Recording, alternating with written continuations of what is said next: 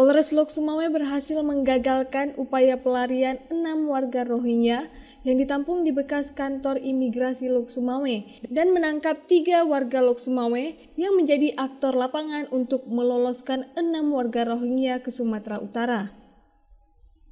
Ketiga tersangka yang ditangkap berinisial RM, H, dan DA.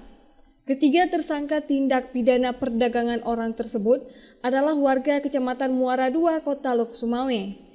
Para tersangka dibayar Rp300.000 per jiwa untuk meloloskan para warga Rohingya ini dengan menggunakan bus antar provinsi yang telah direncanakan sebelumnya oleh K yang kini menjadi buronan Polres Lok Sumawe.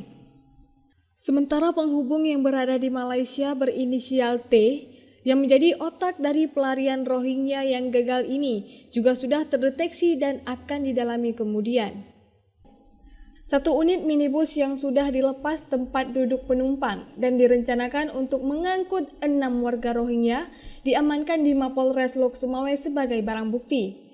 Para tersangka dijerat dengan tindak pidana perdagangan orang atau TPPO, merupakan kejahatan antar negara atau transnational crime yang bertentangan dengan harkat, martabat, kemanusiaan, dan melanggar hak asasi manusia atau HAM, serta diancam dengan hukuman paling rendah 3 tahun hingga maksimal 15 tahun.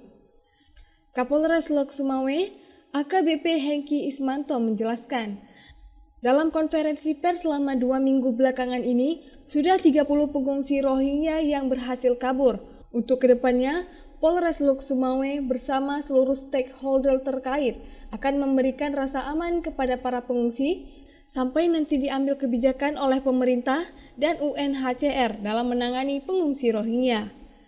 Hasil pendalaman sampai tadi pukul 12 siang masih kami dalami terus karena 3 yang diutus oleh Saudara KH ini hanya diberikan Rp300.000 per kepala hanya untuk mengangkut dari pengungsian kepada menaiki mobil PM tersebut.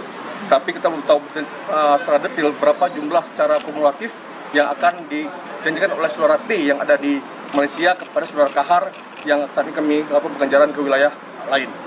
Rekan-rekan, tentunya masyarakat kita sekarang melihat dinamika bagaimana Polri, TNI, dan masyarakat daerah maupun Pemprov dan Pemkap tetap kita melakukan upaya-upaya pengawasan secara intensif dengan UNHCR, imigrasi di dalam memberikan dampak kenyamanan kepada mereka. Tentunya ini tidak semudah yang kita pikirkan. Relatif masyarakat kita sudah banyak penolakan dari Sabah hingga ke wilayah pesisir. Namun kita komitmen dari Kepolisian Polres Lok Sumawe untuk memberikan rasa aman, tentram tanpa adanya hal-hal yang akan muncul di permukaan demikian. Dari Lok Sumawe, Denny Muhtadi melaporkan untuk Puja TV Aceh.